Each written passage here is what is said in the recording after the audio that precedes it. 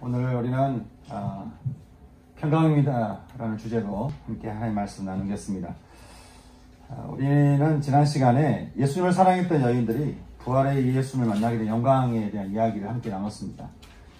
여러분, 언제나요, 은혜는 사랑을 타고 들어오고 사랑을 따라 나가게 되는 것 같습니다. 예수님의 사랑을 받아들이면서요, 우리가 은혜를 경험하고 우리가 그 사랑을 전하게 될 때 세상은 은혜를 받는 거죠. 은혜는요, 교회에서만 받는 게 아닙니다. 세상도 예수님 때문에 은혜를 받습니다. 왜냐하면 예수님이 계신 곳에는 항상 은혜가 있기 때문에 그런 것이죠. 여러분, 하나님을 사랑했던 요셉이 이집트 보디발의 그 종으로 팔려갈 때에, 또 그리고 억울하게 이렇게 모함받아서 궁중 감옥에 갇혀 있을 때에, 또 기적적으로 감옥에서 나와서 이집트의 총리가 됐을 때도 역시 성경은 말하기를 그가 어디 있든지 그는 형통했고, 그와 함께 있었던 보디발도, 또 감옥에 있던 사람들도, 또 이집트의 왕도, 이집트라는 그 나라도 함께 하나님께서 축복하셨다라고 말씀하는 것이죠. 요셉이 있는 곳에 하나님이 함께 하셨기 때문에 그런 것입니다. 사랑하는 성도 여러분, 저는 세상이 참 저와 여러분을 여러 모양으로 참 노예 삼고 어둠에 가두고 또 불안과 두려움 가운데 우리를 참 몰아간다 할지라도 우리가 잊지 말아야 될 것이 있는 것이에요. 그것은 우리를 사랑하시는 우리에게는 예수님이 계신다는 거예요. 예수님이 계시는 그 자리는요, 묶임이 풀리고 눌림에서 자유케 되면서 어둠에서 진리를 보게 하는 은혜가 임하게 되는 것이죠. 그러니 여러분, 우리를 지극히 사랑하시는 예수님을 여러분 마음껏 영접하시기 바랍니다. 아멘. 여러분, 말씀 묵상할 때도요, 말씀에 드러나는 예수님을 여러분 날마다 이렇게 영접하시기 바랍니다. 날마다 예수님을 이렇게 받아들이시기 바랍니다. 그리고 그 예수님이 여러분에게 풍성하게 주시는 은혜를 여러분 받아 누리시기 바랍니다. 그러면 그 주님이 내 안에 오셔서 우리 안에 있는 죄를 먼저는 이렇게 드러내시고요, 그 다음에 그 죄를 치유하시면서 우리를 새롭게 할 것입니다. 저는 예수님의 부활을 경험했던 여인들이 누렸던 이 은총과 축복이 저와 여러분 모두에게 충만히 임할 수 있기를 주님의 이름으로 축원합니다.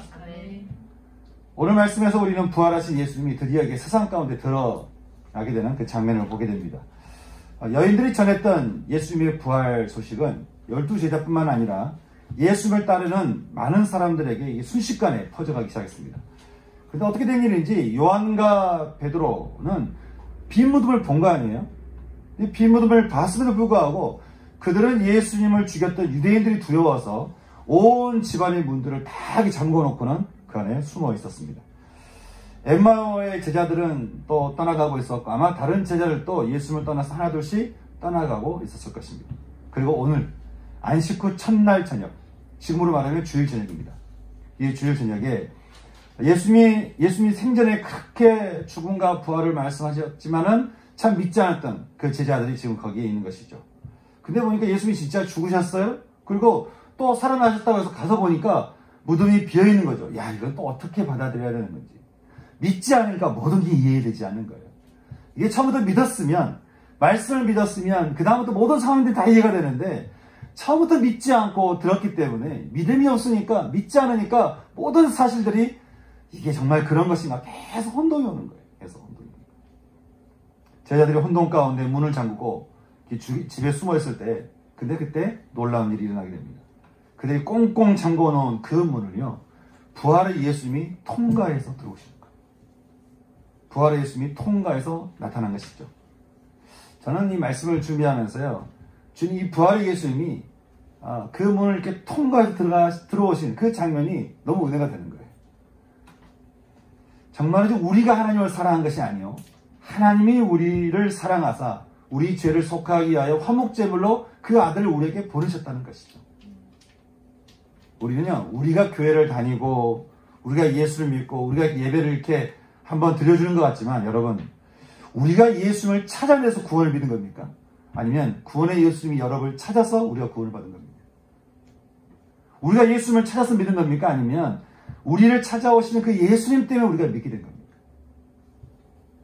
주님이 이렇게 말씀하시죠. 볼지어다 내가 문 밖에 서서 두드리노니 누구든지 내 음성을 듣고 문을 열면 내가 그에게로 들어가 그와 더불어 생명을 먹고 그는 나와 더불어 먹으리라. 언제나 불안과 두려움과 혼돈 가운데서 참 이렇게 문을 걸어 잠그고 있는, 참 숨고 있는 우리들을 찾아오시는 부활의 예수님. 여러분, 그 주님이 우리에게 끊임없이 찾아오시고 우리 마음을 놓고 하시고 어쨌든 우리 마음을 열어서 우리에게 자꾸 들어오시려고 하는 그 이유가 있습니다. 우리 함께 읽었던 요한복음 20장 19절 말씀을 함께 같이 읽겠습니다. 20장 19절 말씀 같이 읽겠습니다. 시작. 이날 곧 안식 후 첫날 저녁 때에 제자들이 유대인들을 두려워하여 모인 곳에 문들을 닫았더니 예수께서 오사 가운데 서서 이르시되 너희에게 평강이 있을지어다. 아멘. 부활하신 예수님이 제자들을 그리고 우리를 이렇게 찾아오신 이유가 무엇인가? 성경은 평강 때문이었다. 평강. 너희에게 평강이 있을지어다. 샬롬, 샬롬. 너희에게 평강이 있을지어다. 우리는 이 말을 이렇게 인사말로 이해하는 경향이 있는데요. 여러분, 주님이 하셨던 이 말씀은 그냥 인사말이 아니라 여러분, 부활하신 예수님이 우리에게 주신 첫 번째 메시지라는 사실을 우리는 기억해야 됩니다. 부활 예수님의 첫 번째 메시지가 너희에게 평강이 있을지어다. 이 말씀이었어요. 그리고 사도 요한은 부활 예수님께서 세 차례에 걸쳐서 전해주시는 이 평강의 소식에 세 가지 복음이 있다는 것을 우리에게 말씀해주고 있습니다. 첫째는 기쁨입니다. 기쁨. 제자들은 부활 예수님이 나타나시고 그 손과 발을 보면서 만지면서 그들은 기뻐했습니다. 여러분, 그렇지 않겠습니까? 3년 동안 예수님과 함께 살던, 예수님을 사랑했던, 예수님과 함께 했던 그 제자들이 예수님이 죽었는데 다시 살아나셔서 자기 앞에 나타나시니까 그 손과 발을 이렇게 만져보는데 얼마나 마음이 기쁘겠습니까? 얼마나 반가웠겠습니까? 그런데 여러분, 제자들이 기뻐했던 이 말씀은요, 단순히 예수님이 죽음에서 살아나셨기 때문에 기뻐한 것만은 아니었습니다. 그것은 우리가 믿고 따르던 그 예수님이 이제는 죽음까지 이기신 거예요. 우리가 믿고 따르던 그 예수님이 이제는 죽음까지 이기신 것이죠. 야, 이분이 진짜 구원자구나. 이분이 진짜 메시아구나. 우리가 이분에 대해서 이럴 수도 있고 저럴 수도 있고 그래서 유다도 예수님을 탄 거 아니에요. 그런데 부활하신 예수님을 바라보면서 제자들이 느낀 것은 이분이 진짜 메시아구나. 그렇게 그 예수님을 받아들였기 때문에 그런 것이죠. 그동안 예수님이 말씀하셨던 내가 길이라고 하는 그 말씀, 내가 진리요, 그리고 내가 생명이라는 그 말씀이 부활 예수님을 보면서 분명하게 믿어졌기 때문에 그런 것이죠. 그러니까 복음에 대해서 이들이 기뻐한 거예요. 그 복음 앞에, 생명 앞에 이들이 더 기쁨이 올라온 것이죠. 세상은 메시아라고 주장하는 사람들이 얼마나 많은지 모릅니다. 근데 그들 중에 어느 누구도 살아난 사람이 없었습니다. 여러분, 메시아라고 한 사람이 죽으면 보니까 이제는 뭐 자기가 남편이 죽으면 이제 그 아내가 나타나가지고 이제 나한테 임했다. 그래가지고 본인이 또 메시아라 이렇게 얘기하는 사람도 있고, 또 메시아라고 한 사람이 죽으면 또 어떤 사람 나타나가지고 그 사람이 나한테 임했다. 이렇게 해가지고 그렇게 참 수많은 자기가 스스로 메시아라고 말하는 사람이 등장하고 있지만 본인이 직접 죽음을 이기고 부활해서 고린도 말씀처럼 500명 이상에게 그 부활의 모습을 나타내서 확증을 해주고, 그리고 부활 후에 40일 동안 함께 지내면서 하나님 나라를 가르치면서 이제는 그 사람들 앞에서 하늘로 승천했다라고 하는 이는 이제까지 아무도 없었습니다. 그걸 증언한 사람도 없었습니다. 왜냐하면 그들이 세상에서 말하는 메시아는 메시아가 아니기 때문에 그런 것이죠. 그런데 제자 눈앞에 나타난 예수 그리스도는 말씀대로 죽으시고 말씀대로 살아나신 이분은 진짜 메시아인 거예요. 진짜 메시아인 것이죠. 진짜 메시아를 만나게 된 사람들에게 나타난 공통된 특징이 있습니다. 기쁨입니다. 기쁨. 사람들이 예수님을 만나면 기뻐할 수밖에 없는 이유가 있습니다. 그것은 우리를 어둠으로 유혹하고 미혹하고 넘어뜨리고 좌절케 하는 모든 사단 마귀를 예수님이 십자가로 승리하시면서 우리에게, 그 예수를 믿는 우리에게 이제 천국의 문을 여시기 때문에 그런 것이죠. 예수를 믿으면 우리 안에 천국의 문이 열리는 거예요. 천국 문이 열리면 기쁨이 밀려옵니다. 기쁨이 들어오면 우리 영혼이 안식하게 됩니다. 많은 사람들이 예수님을 믿고 또 만나고 나서 뭐 이렇게 무거움이 뭔가 벗겨졌다든지, 시원한 바람이 불어와서 마음이 자유했다든지, 가슴에 뭔가 이렇게 웅어려진 게 탁 떨어져 나갔다든지, 아니면 이렇게 몸과 마음이 뭔가 날아갈 듯이 그렇게 가벼워졌다든지, 이런 이야기를 하는 이유가 여기에 있는 것이죠. 제가 예전에 길거리에서 전도를 하는데요. 우연찮게 제 친구를 만난 거예요. 길거리에 전도하고 있는데 우연찮게 친구가 나타나서 날 이렇게 보더니, 제가 이전에는 늘 이렇게 어두침침하던 그렇게 얼굴하던 저였거든요. 근데 그걸 아는 제 친구가 저에게 다가와서 저한테 그러는 거예요. 제 얼굴 이렇게 보더니 하는 얘기가, 내가 너한테 5분을 줄 테니까 네가 믿는 예수의 삶을 얘기해봐. 그런 거예요. 여러분, 그때 제가 제 기억으로 얼마나 신나게 예수를 얘기했는지 모릅니다. 뭐 예수에 대해 제가 무슨 교리를 많이 한 것도 아니고 예수에 대해서 많은 뭐 지식 갖고 있는 것도 아니에요. 그냥 내 마음에 있는 기쁨이에요. 기쁘니까 여러분, 기쁨을 이야기하는데 무슨 뭐 다른 어떤 수식어가 필요하겠습니까? 기쁨을 얘기하는데 뭐가 어렵겠습니까? 내 안에 있는 그 기쁨을 이야기하는 것이죠. 여러분, 이것이 부활 예수 만난 사람에게서 얻게 되는 예수님의 평강이라고 하는 것입니다. 그런 찬송이 있죠? 슬픈 마음 있는 사람 예수 이름 믿으면 영원토록 변함없는 기쁜 마음 얻으리. 예수의 이름은 세상의 소망이요 예수의 이름은 천국의 기쁨일세.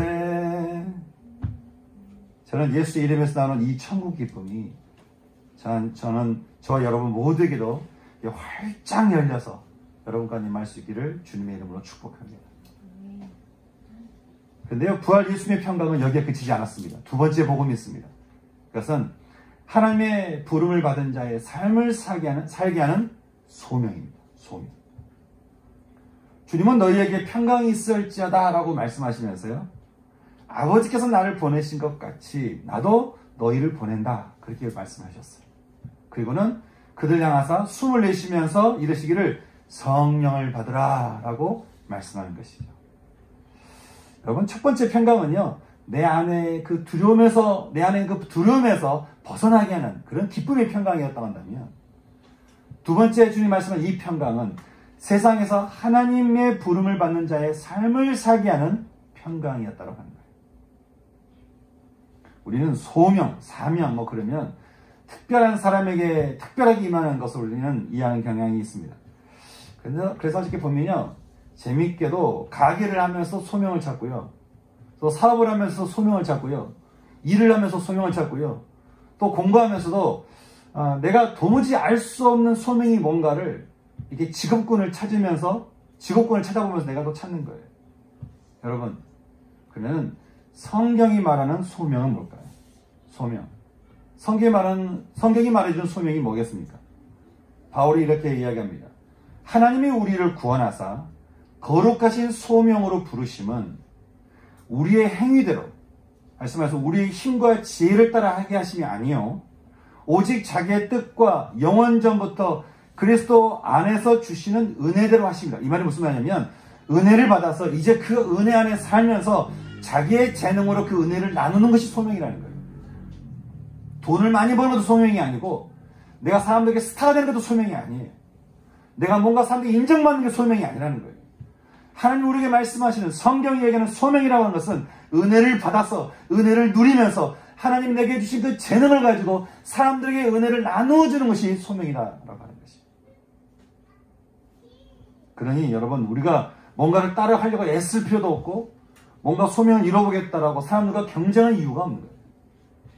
왜냐하면 소명은 우리의 행위로 이루어지는 것이 아니라 우리에게 주시는 은혜를 내가 받으며 누리며 나누는 것이기 때문에 그렇다고 하는 것이죠. 우리가 열심히 공부하고 일을 하는 목적도 주신 은사를 잘 갖고서 되도록이면 많은 사람들에게 은혜를 끼치기 위한 것이죠. 사랑하는 여러분, 여러분은 여러분의 삶에서 하나님의 부름을 받는 그런 소명의 삶을 여러분 지금 살아가고 계십니까? 내가 무엇을 해서 소명이 아니고 여러분 있는 자리에서 여러분은 하나님께 부름받은 자의 삶, 그 소명의 삶을 여러분 살아가고 계십니까? 이 은혜하고 욕심이요, 한 끗 차이입니다. 부활 예수님이 주시는 은혜로 새 삶을 살다가도요, 순간 욕심이 붙으면 내 힘으로 뭔가를 해보려고 우리가 얼마나 바둥바둥거리는지 모릅니다. 우리는 어떻게 하면 이렇게 욕심에 휘둘리지 않으면서 주신 은혜를 잘 누리고 또 주신 재능으로 은혜를 잘 나눌 수 있는 그런 소명의 삶을 살 수 있을까? 주님은 우리가 그런 삶을 살 수 있도록 이미 주신 그 은사가 잘 드러나게 하시고 그리고 그 은사의 능력이 임하게 하여서 그냥 사람들에게 그 은혜를 잘 나눌 수 있도록 하나님께서 우리에게 선물을 하나 주신 게 있는데 그 선물이 뭘까요? 그 선물이 바로 성령 하나님. 성령 하나님. 주님이 우리에게 평강을 주시면서 그 평강의 삶이 우리에게 그 소명의 삶을 살 수 있도록 우리를 향해서 제자를 향해서 숨을 내쉬면서 말씀하시는 것이죠. 너에게 성령이 임하게 하겠다. 성령을 받아라. 그렇게 말씀하시는 거예요. 여러분 주님이 숨을 내쉬면서 성령을 받아라 라는 이 말씀이 이 장면이 혹시 어디서 본 적 있지는 않으십니까? 여호와 하나님이 땅의 흙으로 사람을 지으시고 그 생명의 길을 그 코에 불어넣으시니 사람이 생명이 되니라. 사람이 생명체가 되니라. 사람이 살아있는 존재가 되니라. 그렇게 말씀하는 것이죠. 그런데 죄로 인해 생기를 잃어버린 그 사람들에게 이제 예수님이 또 어떻게 하고 계시다는 거예요? 그들 향해서 말씀하시기를 숨을 내쉬면서 말씀하시기를 성령을 받으라. 그렇게 말씀하셨다는 거예요. 성령을 받아라.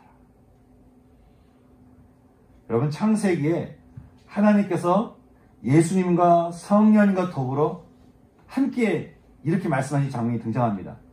우리의 형상대로 우리의 모양대로 우리가 사람을 만들죠. 하나님이 내가 만들어 볼까 이것이 아니에요.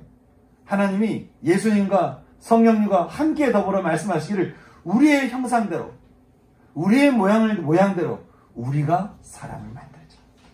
그리고 그 삼위일체 하나님이 흙에다가 생기를 훅 불어넣어서 우리가 살아있는 존재가 됐다는 거예요.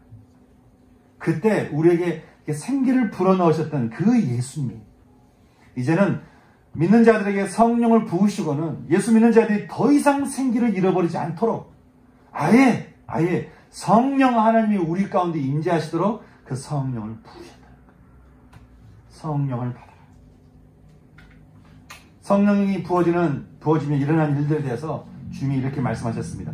너희가 누구의 죄든지 사하면 사해질 것이요 누구의 죄든지 그대로 두면 그대로 있을 것이라고 말씀하는 것입니다. 여러분 이 말은 성령을 받은 자가 사람을 이렇게 살 권리가 생겼다 이렇게 말하는 것이 아닙니다.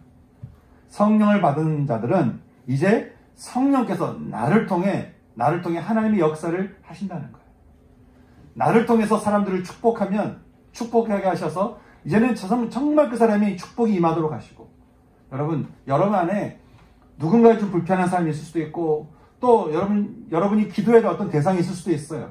근데 여러분 안에 임하시는 그 성령으로 인해서 여러분이 그 사람을 위해서 축복하고 또 그 사람을 위해서 여러분이 중보하고 그 사람이 정말 강건하게 설 수 있도록 해서 기도하면 여러분 그냥 여러분이 입술로 고백하는 그 기도가 아니고 하나님이 그 사람을 향해서 말씀하고 있는 그런 기도가 된다는 거예요. 하나님이 직접 그 사람이 영향력을 끼치는 기도가 된다는 거예요.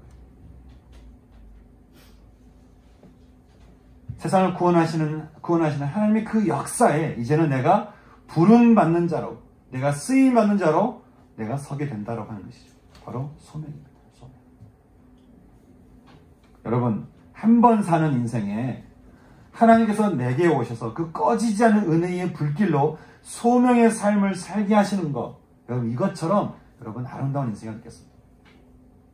우리는 우리가 좋아하는 사람들 또 어떤 집단 또 가족 그런 지인들에게 우리는 인정받기 위해서요. 우리는 참 많이 그래요. 우리는 우리가 속한 집단에서 또 우리 함께 있는 사람들이 인정받으려고요. 우리는 아주 헐값에 우리 인생을 올인합니다. 그런데 영광의 하나님을 위해서 내 삶이 쓰여질 수 있다면 쓰임받을 수 있다면 여러분 우리 인생은 얼마나 가치 있는 인생이었어요. 아무도 인정하지 않아도 괜찮아요. 아무도 나에게 칭찬하지 않아도 괜찮아요. 아무도 나에게 어떤 말을 하지 않아도 괜찮아요. 내가 영광의 하나님을 위해서 쓰임받는 삶을 살고 있다면 그 자체가 가장 가치 있는, 가장 아름다운 삶이라고 하는 것이죠. 우리가 일하는 일터에서, 우리가 공부하는 학교에서, 만나는 사람들 사이에서 내가 하나님에게 쓰임받는 소명에 살 수 있다면, 소명의 삶을 살 수 있다면 영광스러운 일 아니겠습니까? 저는 저와 여러분의 인생에도 성령께서 충만하게 임하셔서 여러분 안에서 누구의 죄든지 사하면 사하고 누구의 죄든지 그대로 두면 그대로 있게 되는 그 성령의 역사, 사람을 살리는 그 소명의 삶이 저는 저와 여러분의 삶이 될 수 있기를 주님의 이름으로 축복합니다. 세 번째 부활 예수님이 전하는 평강의 복음은 믿음입니다. 믿음. 여러분, 믿음은 눈에 보이지 않지만 분명히 존재하는 것이죠. 사람들이 그런 말을 잘합니다. 세상에 믿을 사람 없다. 근데 믿을 사람 없다라고 말하면서요, 믿을 만한 사람을 찾아다닙니다. 믿음이라는 것이 있다는 이야기입니다. 오늘 말씀에서 부활의 예수를 보지 못한 사람 중에 디두모라 불리는 도마가 있었습니다. 그는 부활을 내 손으로 직접 만져봐야 되겠다, 내가 그래야 내 믿겠다라고 말했던 사람인 것이죠. 그리고 예수님이 부활하신 지 8일째가 되는 날까지 그는 부활 예수를 믿지 않은 거예요. 8일째 되는 날까지.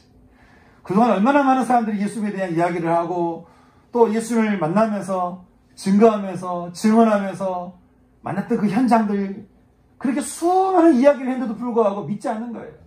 나는 만져봐야 되겠다는 거예요. 내가 내 눈으로 봐야 내 믿겠다고 하는 것이죠. 그런데 어느 날 역시 문이 닫혀있던 그 제자들 모임 장소에 예수님이 또 문을 통과해서 들어가시게 됩니다. 처음에 주님이 여셨던 그 문은 두려움의 문이었다고 한다면 이번에 주님이 통과하신 그 문은 불신의 문인 것이죠. 부활의 예수님은 역시 그 불신의 문을 통과하시면서 그리고 도마에게 나타나시고는 이렇게 말씀하시는 거예요. 샬롬, 샬롬. 너희에게 평강이 있을지어다. 평강이 있을지어다. 주님은 그 도마에게 손가락으로 못 박혀 구멍 뚫린 손과 창에 찔린 그 옆구리를 이렇게 넣어보라고 하신 거예요. 만져보라는 거예요. 그러니까 도마가 만져보라니까 하나씩 만져보지 않았겠어요? 구멍 뚫린 손과 그리고 이렇게 어떻게 된 건지 구멍 뚫린 이 옆구리를 만져보면서 그제서야 도마가 이렇게 얘기하는 거예요. 주는 나의 주님이시여 나의 하나님이십니다. 다 만져보고 나서야 그렇게 얘기를 하는 거예요. 그러니까 주님이 그렇게 말씀하십니다. 도마야, 너는 나를 만져서야 믿는 거야. 너는 나를 본고로 믿느냐? 그러나 보지 못하고도 믿는 자들이 복이 있도다. 복이 있도다. 그럼 믿음이라고 하는 것은 바라는 것들의 실상이에요. 보이지 않는 것들의 증거라고 했습니다. 다시 말해서 믿음은 바라는 것이 드러나게 되는, 결국에는 드러나게 되는 확신이요. 보이지 않지만 역시 드러나게 되는 증거다라고 하는 거예요. 그러니 하나님의 열매와 그 증거는 믿음을 통해서 드러나게 되는데 하나님의 역사, 하나님의 그 기적, 하나님의 능력과 하나님의 권능은 믿음을 통해서 드러나게 되는데 믿음이 없이는 하나님을 기쁘시게 하지 못하나니 하나님께 나아가는 자는 반드시 그가 계신 것과 그가 자기를 찾는 자들에게 상 주시는 이심을, 은혜 주시는 이심을, 생명 주시는 이심을 믿어야 할지니라. 성경은 우리에게 말씀해 주고 있습니다. 복음에는 하나님의 의가 나타나서 우리로 하여금 믿음으로 믿음에 이르게 하나니 오직 의롭게 된 자는 믿음으로 말미암아서 living 살게 된다. 그렇게 우리에게 말씀해 주고 있습니다. 그러니 평강의 주님을 영접하며 사는 자의 삶은 믿음에서 믿음으로 믿음에 이르게 하는 복음이 그들 가운데 임하게 된다고 하는 것이죠.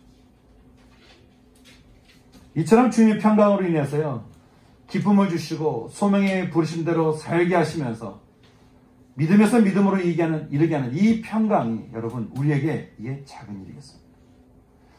예수님이 우리 가운데 임하셔서 예수님을 우리가 영접하여서 그 예수의 평강이 우리에게 임하게 될 때 우리 안에서 우리 영이 기뻐하고 우리 영이 쉬면서 내가 살아야 될 그 소명을 알게 되고 그리고 계속해서 내 안에서 믿음에서 믿음으로 행하게 되는 그 삶이 내 안에서 계속 펼쳐져가는 그 인생이 여러분 작은 일이겠냐라고 하는 것입니다. 너에게 평강이 있을지어다. 너에게 평강이 있을지어다. 여러분 이 말씀이 그냥 스쳐 지나갈 그런 말이겠습니다. 평강이라는 단어, 이 샬롬 헬라어로는 에이레네라고 하는 이 단어가 주는 의미를 이렇게 살펴보면요. 왜 주님이 그토록 우리에게 평강을 주시는지, 왜 그 평강을 통해서 우리가 기쁨을 얻고 소명을 가지며 믿음을 얻게 되는지를 우리는 좀 알 수 있습니다. 평강의 한자를 보니까 좀 제가 한자를 적어놨는데 이게 그렇습니다. 편안하게 길을 평평하게 잘 정리하는 거예요.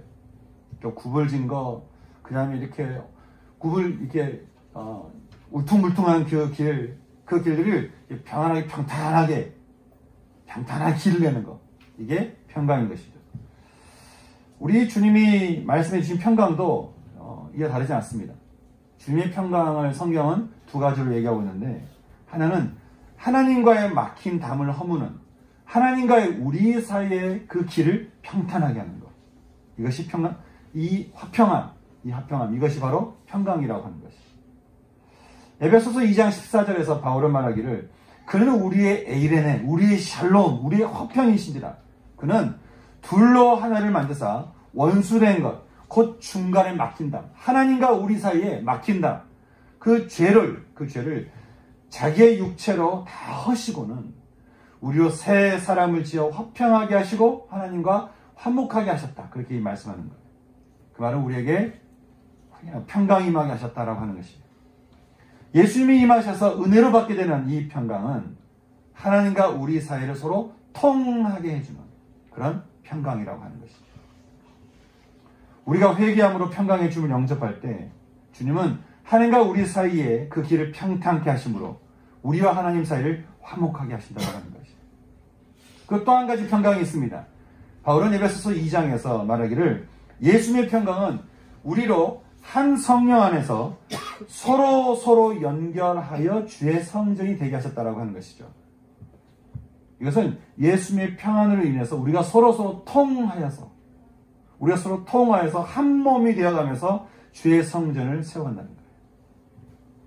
서로가 통하게 된다는 거예요. 주의 평강이 임하게 되면 이제는 하나님과 우리 사이에 통함이 일어나지만, 이제는 사람과 사람 사이에서 모든 막힌 담들이 통하게 되는 이 은혜가 주님의 평강에 있다고 하는 것이죠. 여러분, 사단이 아담과 하와를 미혹하면서 했던 일이 뭐죠? 아담과 하와를 미혹하면서 그 다음에 어떤 일을 하겠습니까? 하나님과 우리 사이의 관계를 깨트리고요. 또 아담과 하와 서로 그 관계를 깨트린 것이죠. 이게 사단이 했던 일 아니겠습니까? 하지만 예수님의 평강은 우리 영혼에 기쁨을 주고 세상을 섬기는 소망을 갖게 하며 그 삶을 위해서 성령께서 개입하시고 우리를 믿음으로 인도하시면서 이제는 하나님과 우리 사이에 화평함이 있고, 이제는 사람과 사람 사이에서도 화평함을 이룰 수 있게끔 예수님의 평강이 우리 가운데 그런 일들을 행하신다는 거예요. 이것이 바로 예수님이 우리에게 주시는, 우리가 예수님을 영접하게 되면 우리에게 임하게 되는 주의 평강이다. 성경 우리에게 그렇게 말씀하고 있습니다. 그래서 주님이 말씀하시는 거예요. 너희에게 평강이 임했으면 좋겠다. 너에게 평강이 너희가 참 있었으면 내가 참 좋겠다라고 말씀하시는 것이 아니고, 주님께서 분명하게 선포하듯이 말씀하시는 거죠. 너희에게 평강이 있을지어다.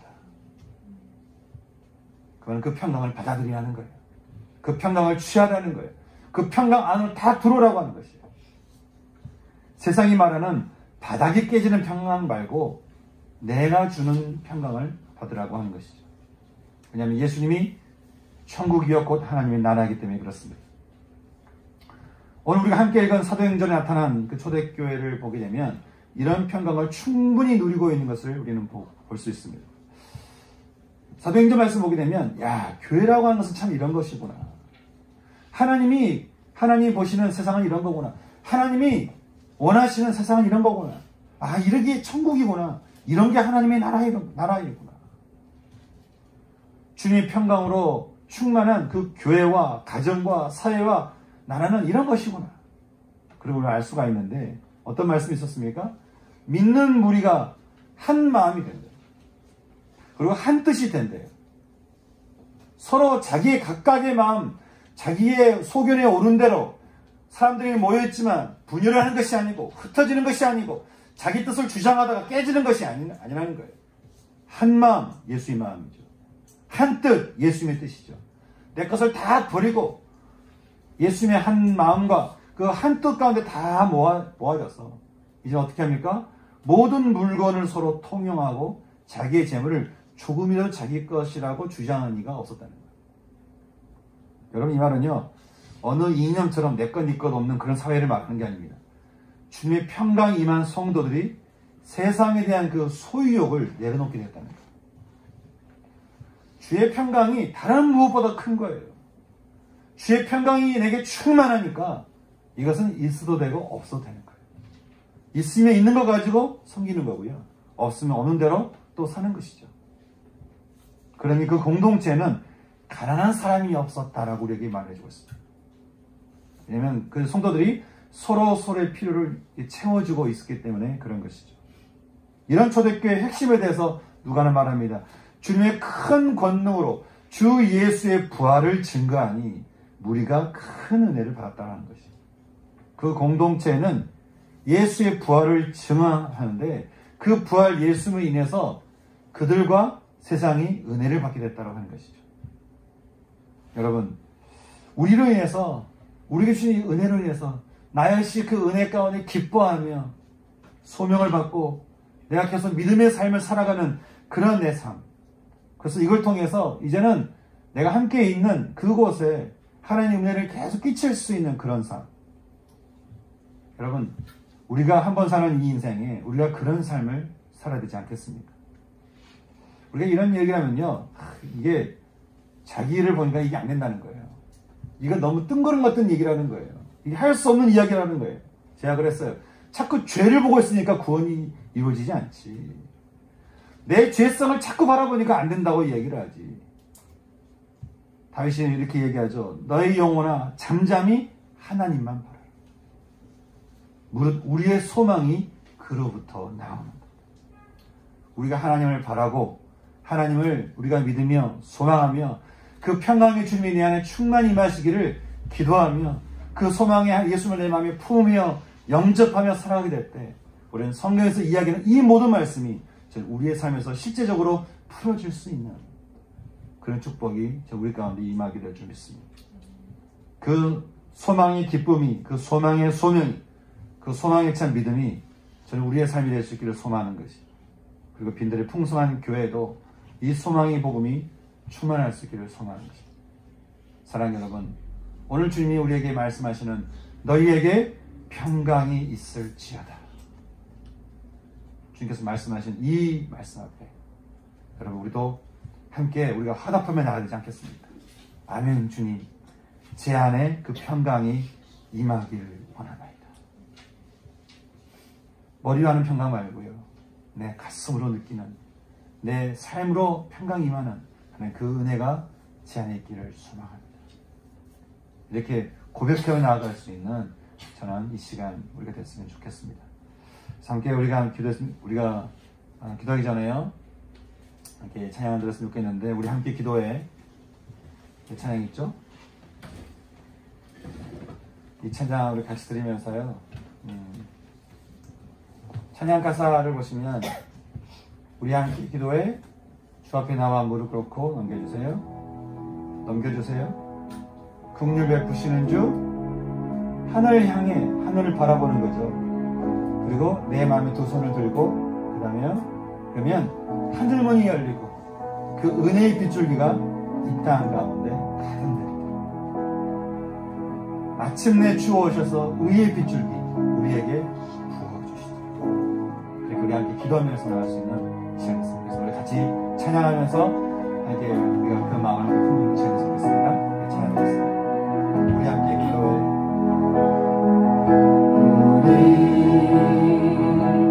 함께 기도해. 주 앞에 나와 무릎 꿇고 긍휼 베푸시는 주, 하늘을 향해 두 손 들고 하늘 문이 열리고